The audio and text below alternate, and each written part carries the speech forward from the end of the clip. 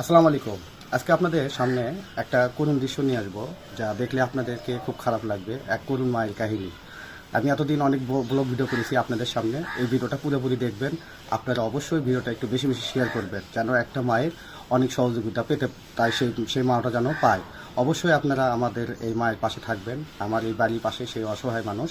আমরা যদি 10 মিলে তাকে সহযোগিতা করি, অবশ্যই তার সহযোগিতা একটু হলেও তার পাবে। তাই আমরা অনেকেই আমাদের অনেক কিছু আছে, কিন্তু আমরা সবাই আসলে অসহায়দের থেকে দূরে থাকতে চাই, কিন্তু অসহায়কে আমাদেরকে দিতে হবে। তাই আসুন সেই করুণ মায়ের কাহিনী একটু শুনি। অবশ্যই আপনারা ভিডিওর সঙ্গে থাকবেন।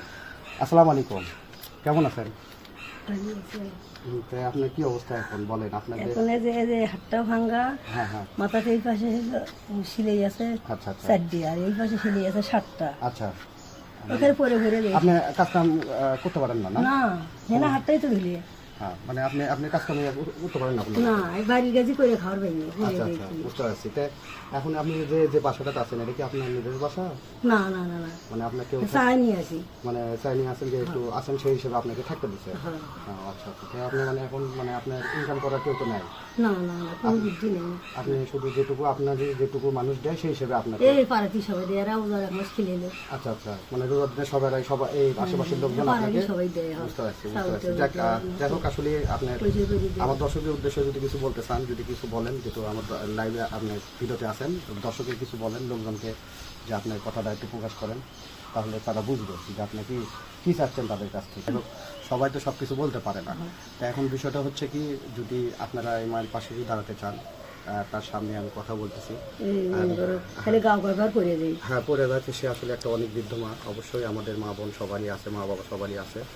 আমাদের হ্যাঁ, তার বয়স অনেক হয়েছে। যে যদি আপনারা অনেক প্রবাসী ভাইরা আছেন, অনেক বাংলাদেশি লোকজন আছেন, তারা যদি ইচ্ছে করলে সব কিছু, হ্যাঁ, অনেক ইচ্ছে করলে আপনি পারেন। তাই আপনারা প্রবাসী ভাই যদি কেউ কিছু সহযোগিতা করতে চান, তাহলে অবশ্যই আমাকে জানাবেন কমেন্টের মাধ্যমে।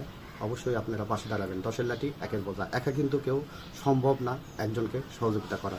তা আসুন দেখুন তার ঘরের কি অবস্থা, তাহলে বুঝতে পারবেন যে আসলে সে কোন অবস্থায় আছেন।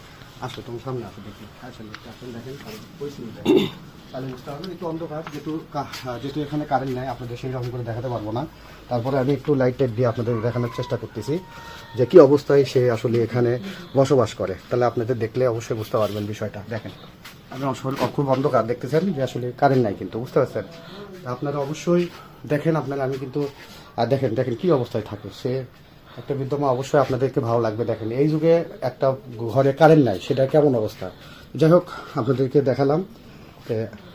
আপনারা অবশ্যই যদি পারেন এই মায়েটার জন্য, আমি আসলে এরকম ভিডিও কোনো সময় তৈরি করি না, কিন্তু আসলে অনেক সময় করতে হয় যে আপনারা অবশ্যই যদি পারেন অবশ্যই এই মায়ের পাশে দাঁড়াবেন। সবাই ভালো থাকবেন, সুস্থ থাকবেন। আগামী ভিডিও দেখার আমন্ত্রণ জানিয়ে আজ এই পর্যন্তই।